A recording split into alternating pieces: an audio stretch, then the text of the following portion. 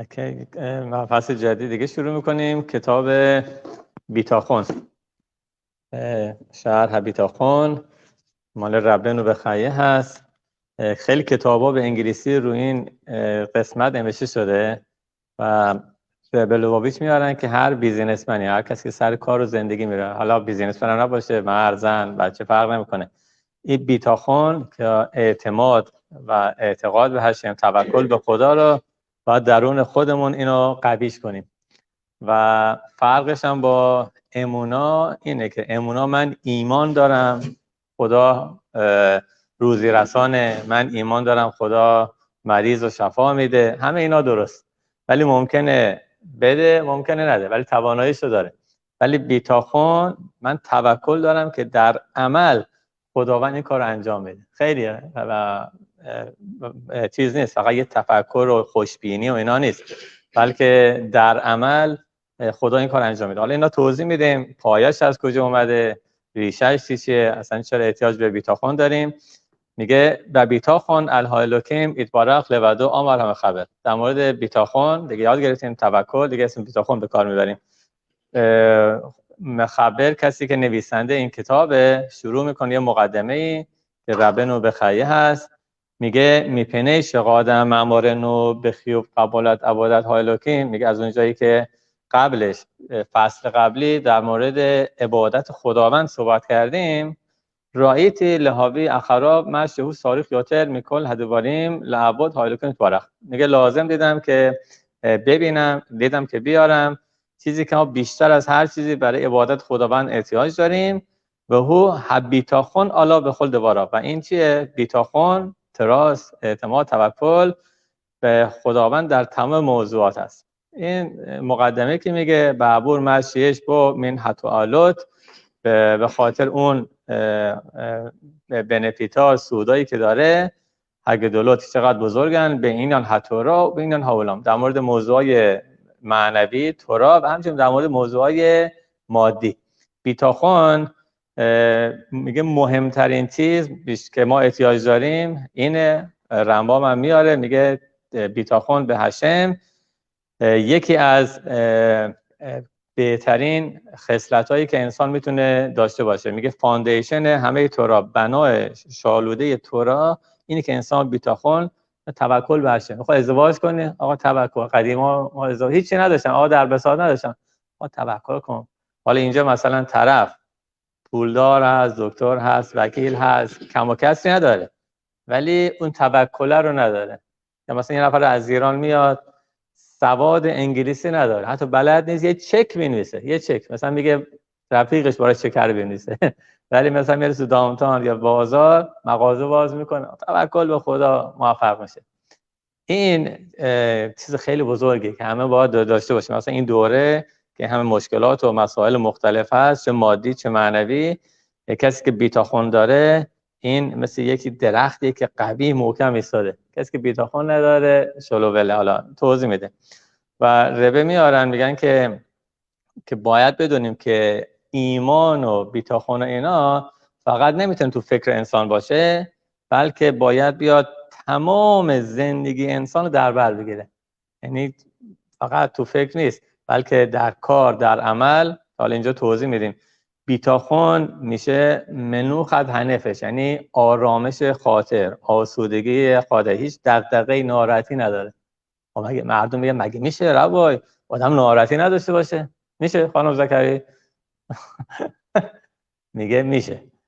انسان تو زندگی باید 100% طبیعی کار خودش رو انجام بده، اوکی؟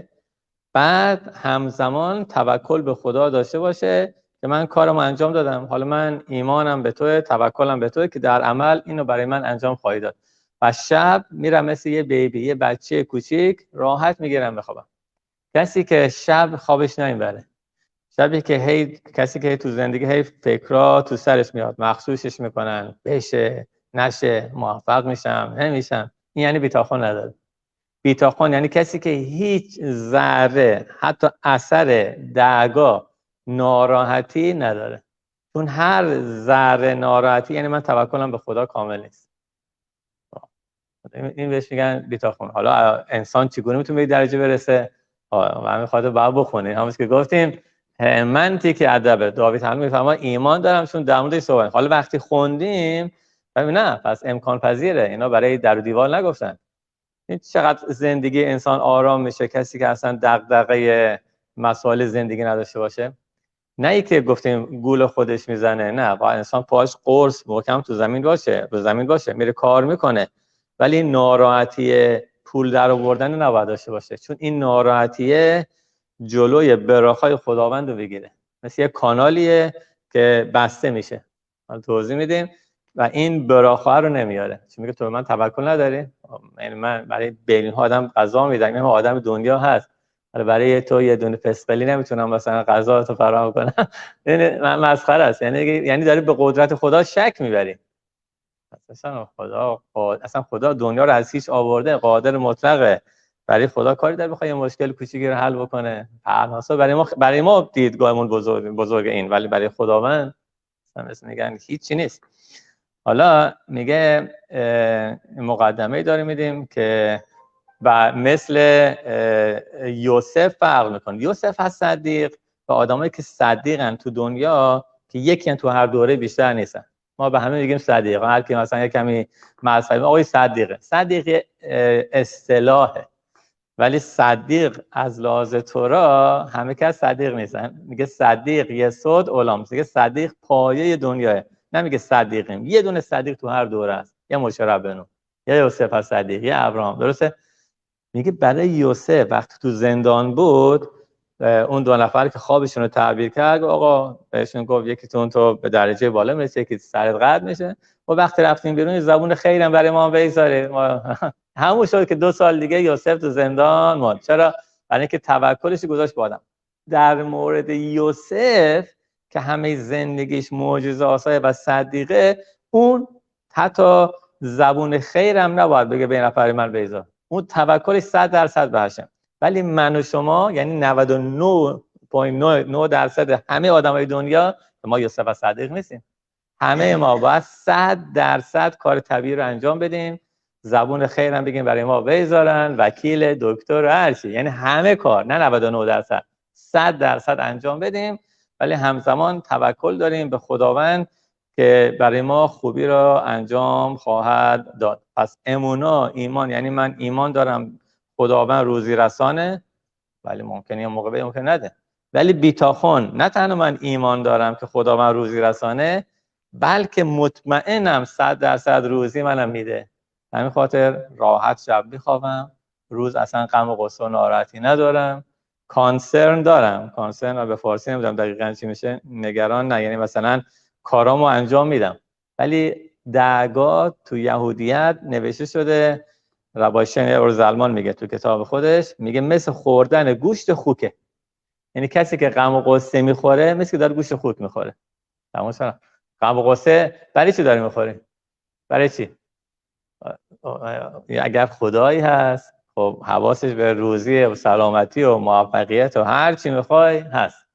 اگر هم نیست اون موقع باید ناراحت باشی. راست میگی. ولی وقتی هست و تو بندشی، اینا حالا یاد میده که در عمل چگونه باشه. میگه پس خیلی مهمه که انسان بیتاخون داشته باشه و گفتیم باید همه وجود انسان رو بگیره، بیزینسش، کار، ورزش، تورا، میسوار، همه اینا باید انسان بیتاخون تراس باشه. کسی که مطمئن مثبت تو زندگی موفق میشه، ولی کسی که ناراحت شاید نشه، شاید بشه، این دیگه تموم شد.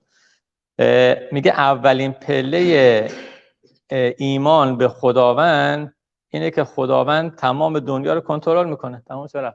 درست یا نه؟ الان یه ستلایت میتونه همه دنیا رو نگاه کنه، تو ایران چه خبره، تو اسرائیل چه خبره. درسته؟ حالا برای خدا کاری داره که بدونه تو قلب ما، تو کلیه ما چی میگذره، افکار من چی میگذره. بنابراین هیچ کس تنها تو دنیا نیست، هر جا بری خداوند باهاته. بنابراین خیلی مهمه حواسش به حتی به افکار قلبی منم هست. واو، برای خدا کاری نداره که من فکرای ما رو من شما رو بخونه. این هم بیلیون آدمه، آره، ولی بدون آدم‌ها اهمیت میده خداوند. این گونه است و نظارت میکنه، کنترل میکنه، و اگر میتونه برای بیلیون آدم تیکرشون کنه، موازنهشون کنه، 100% در مورد موضوع شخصی منم اینا حواسش هست که اینها رو انجام بده. اینه که تو یشعیا ناوی میفرماد، ناوی میگه من تو رو درست کردم، یعنی هشم میگه، بعد من تو رو حمل میکنم، با خودم میبرم، غذا روزی بهت میدم، نجاتت میدم. مثل یه پدر مادر که بچه رو مواظبت میکنه، خداوند اگر میگه آوین و چه بچه‌ها میگه آوین و ملکن، اگر پدره خب حواسش به بچه‌ش هم هست. مگه میشه پدر باشه غم و غصه بچه‌ش نخوره؟ میشه؟ امکان نداره. بنابراین داوید هملخ میگه خیلی قشنگ، تعلیم میخونی ولی نفهمی چی میگیم. میگه هشلخ الهشم یهوبخا و هوی خلقلخا، میگه بنداز رو هشم بار تو و اون حملش میکنه. چرا تو میخوای حمالی کنی، بی خودی زور بزنی، ناراحت باشی؟ میگه بار تو بنداز رو هشم، توکل تو بنداز رو هشم، هشم همه چی رو درست میکنه. ولی تو باید کارت انجام بدی، ولی ناراحتی بذار هشم ناراحت باشه. هشم که هیچ وقت ناراحت نیست. تو چه میخوای ناراحتی رو بکشی؟ میدونی ما بی خودی داریم زور بی خودی میزنیم. که چند روز پیش هم گفتیم، حافظ خانی میگه که یه بار با گالسکه میرفت، یه نفر رایت میخواست که برسوننش، سوارش میکنه پشت، یه بارم رو دوشش بوده. بعد از مدت نگاه میکنه میبینه این دیوانه هنوز باره رو دوششه. میگه آقا من که دارم شما رو میبرم، باره تو اقلا بذار رو گالسکه. میگه نه میخوام به شما بیش از اندازه دیگه زحمت بدم، باره رو خودم. میگه احمق، من دارم هم تو رو میبرم دیگه، باره که دیگه هیچی نیست.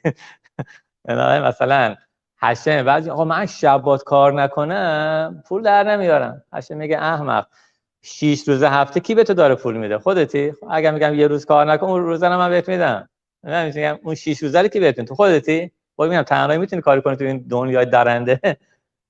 بنابراین اینا بهش میگن بیتاخون. یعنی نه اینکه فقط تو کتابا میخونی، میگه بعد تمام وجودتو در بر بگیره، خوابتو بعد در بر بگیره. اگر شب نمیتونی بخوابی یعنی بیتاخون نقص داره، باید درستش کنی. الان همه تو کنیسه بارا گفتیم، با هر کی صبح آقا شب خواب نمیبره، درسته نه؟ آقا شب بیدار میشم 4 بار، دوباره صبح بیدار میشم، همینجوریه، درسته نه؟ آقا بیدار. خب چرا تو ایران هم اینجوری بودیم ما؟ ایران قشنگ میخوابیدم مثل آدم، شب میخوابیدیم صبح بیدار میشه. اینجا آقا زورم میخوابید. حالا اینجا خوابا. چرا بیتاخونه؟ برای که فکرها، مشغله فکری خیلیه، درسته؟ فکرها مثل یه دریای خروشان داره همینجوری جریان داره. چطور میشه این؟ چطور کنترلش کن؟ بیتاخون. یه نفر بالا هست، کاپیتان کشتی، در این طوفان نو داره هدایت میکنه، از هر نوع موج و از هر نوع چیزی باشه ما رو در امان نگه میداره. بنابراین اینه میگه، ادامه میده. حالا این که ما میگیم بیتاخون به هشم داشته باشیم، توکل به خدا داشته باشیم، آقای توکلی قشنگ در شما اسم شما توکل. این بیتاخونه جزو 613 میسوای تورا هست یا نیست؟ مثلا تورا گفته تفیلین بیزار، مزوزا، شبات، آیا هم جزو 613 میسوای تورا هست یا یه چیز خوبی که آدم داشته باشه؟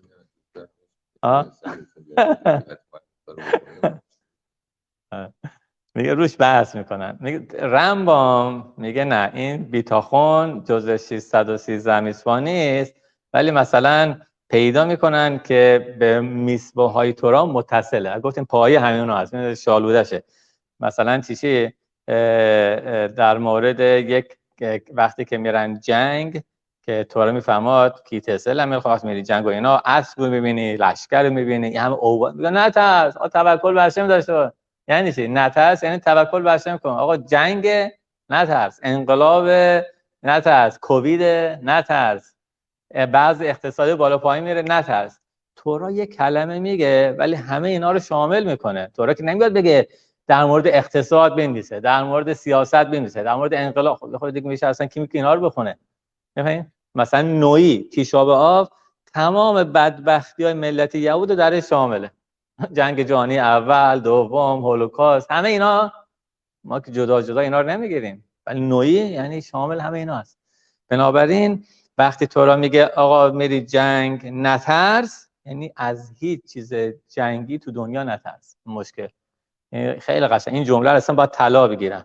میگه کی تسل میل خاما ال اوی بخوا، میگه وقتی میری جنگ بر علیه دشمنت. خیلی قشنگ با یه کلمه ال یعنی چی؟ ماورا، بالا. میتونه سورا بگه وقتی میری جنگ ایم آی بخواب با دشمنت، با دشمن. تو که نمیری با هواپیما جنگ، قدیم که هواپیما نه هلیکوپتر نبود، با هم میگفت ایم. چرا؟ داره طرز فکر روانشناسی ما یاد میگه. وقتی میری جنگ از همون اول خودتو ماورای مشکلات قرار بده. خیلی قشنگه. یعنی بدون تو ماورای مشکلاتی، با خانمت، با شوهرت، با بچت، با بیزینست، با خودت، با هر کی مسئله داری، خودت ماورای مشکلات بگی، بعد از بالا به موضوع نگاه کنی، این راحت مسئله حل میشه. درسته؟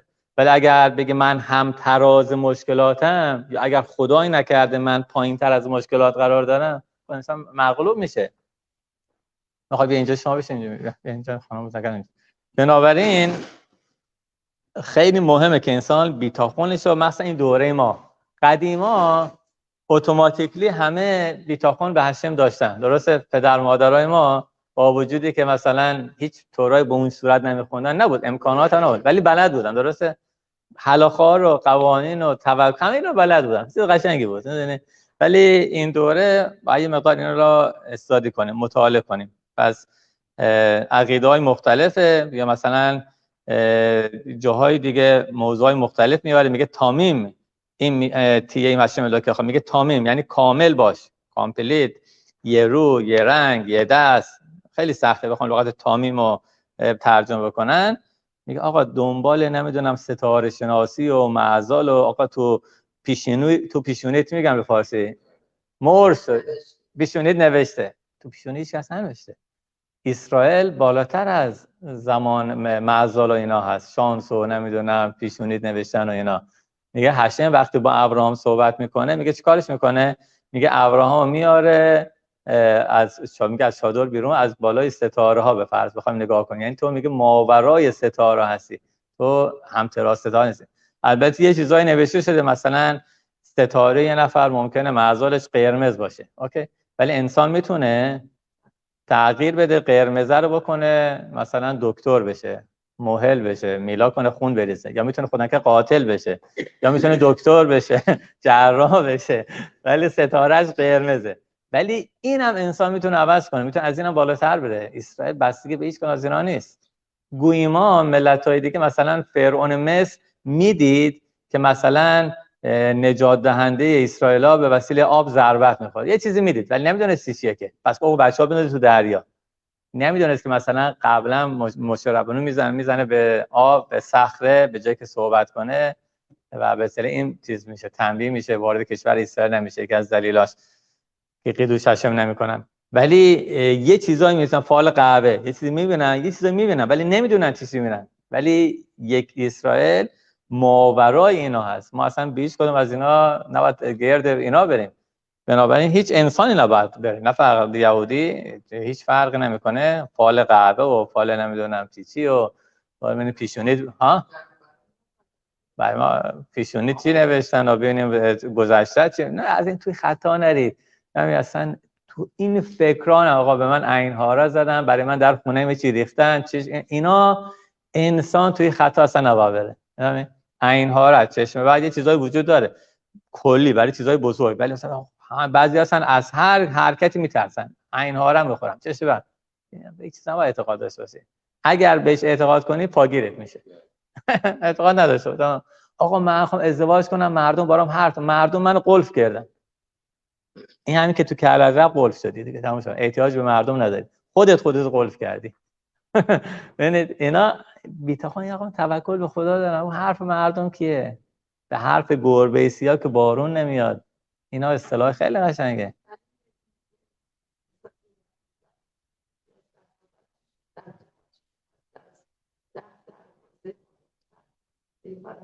آره یکی هم آره، چون آدمای رشیدی بودن نمیخواستن. آره ولی میگم ما خود تورا میگه عین‌ها را خور. خود تورا چجوری؟ وقتی که هشم ده فرمان رو داد، میگه پرنده پر نزد، جیگ نزد، اقیانوس، همه وقتی موشه تورا زد چه کن؟ دفعه دوم هشم میگه به موشه آسته با تورا رو بگیری برو. کلا انسان نباید دنبال هیاهو و عروسی بگیره که همه دنیا رو تکون به.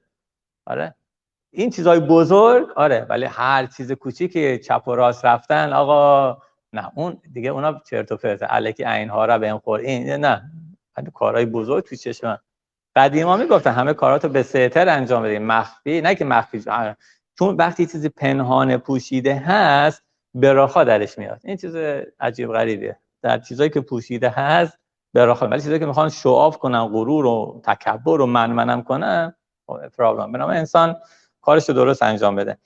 در هر صورت میگه باتم لاین، خط آخر میگه ایمان فقط نباید گفتیم در فکر انسان باشه، بلکه باید در تمام وجود انسان در بر بگیره، کار، خونه، بیزینس، همه اینها. و ترس انسان نباید اصلا به دلش راه بده، که گفتیم از تورا از موشه ربنو یاد میگیرن، روش بحثه که بعدا بیشتر کامل میخونیم، که وقتی موشه جوان بوده وارد شهر میشه تو مصر، میبینه چه خبره، میره یک مصری داره به قصد کش یک یهودی رو که کار میکنه میزنه، بعد میگه موشه اینو میکشه، برای که از یک جون انسان با انسان دفاع کنه.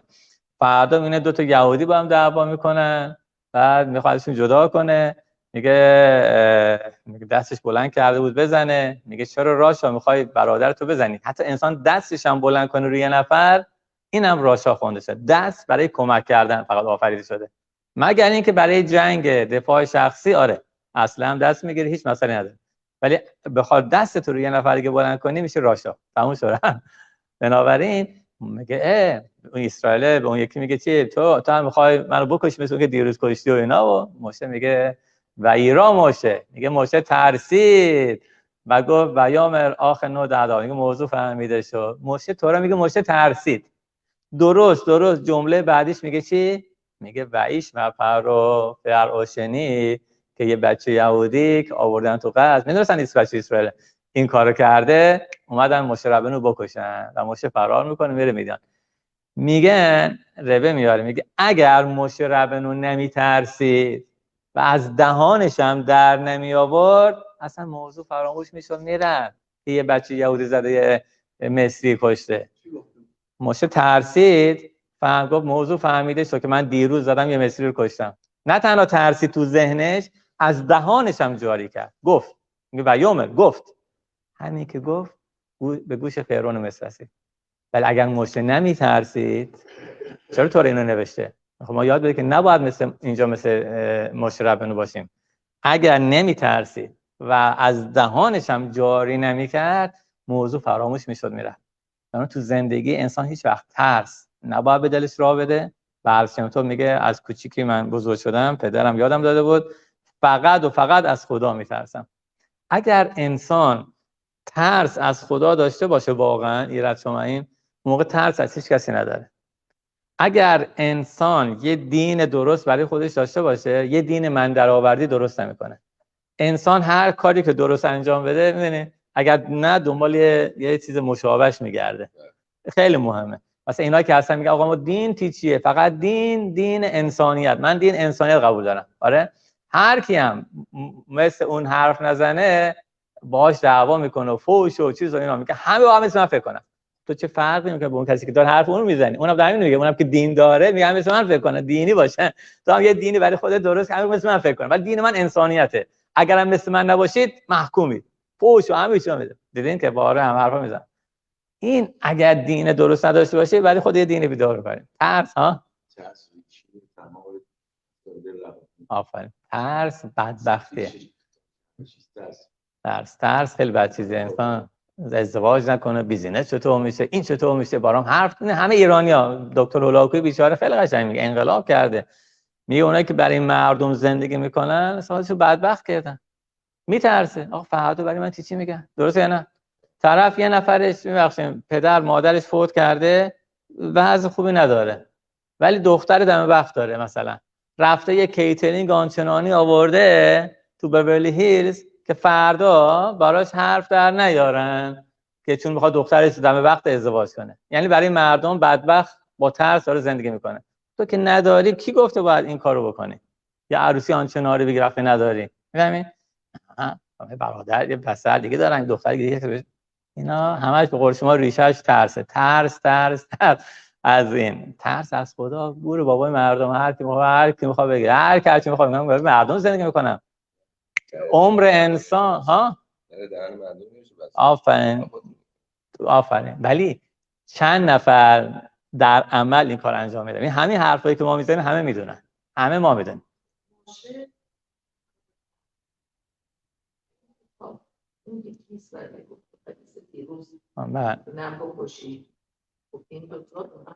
دعوا داشتن.